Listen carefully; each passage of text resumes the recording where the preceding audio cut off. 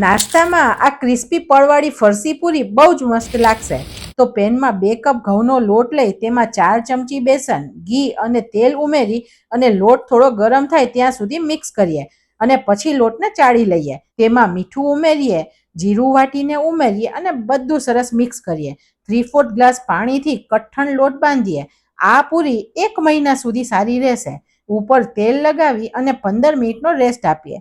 પછી સાટો બનાવવા ઘી લઈ, સાટો એટલે ઘી અને લોટનું એક મિશ્રણ જે તમે વચ્ચે લગાડો ને તો પળ છૂટા પાડે. તેમાં ચોખાનો લોટ ઉમેરી અને મિશ્રણ બનાવીએ. હવે બાંધેલો લોટ જોઈએ તો તેમાં બિલકુલ લચક નથી, તો તેને સરખો મસળીએ જેથી લોટ પરફેક્ટ બને. લોટના 4-5 ભાગ કરી સિલિન્ડર શેપ બનાવી અને સરખા ભાગમાં કટ કરીએ. પછી બધા લુવાના ગોયણા બનાવી પાટલી પર તેલ લગાવી અને રોટલી વણીએ. બાકીની બધી રોટલીઓ એક જ સાઈઝની વણીએ.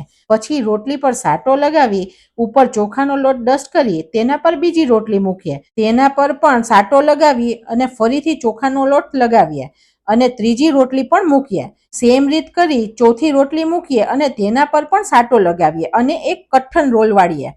કિનારી સરખી સીલ કરવા પાણી લગાવીએ અને આગળ પાછળનો એક્સ્ટ્રા ભાગ કટ કરી બાકીના સરખા ભાગ કરીએ.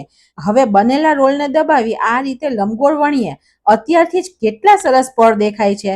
બસ હવે પૂરીને ગોલ્ડન તળીએ એટલે એકદમ ક્રિસ્પી ઘઉંની પડવાળી ફરસી પૂરી બનીને રેડી છે. તમે પણ ઘરે બનાવજો.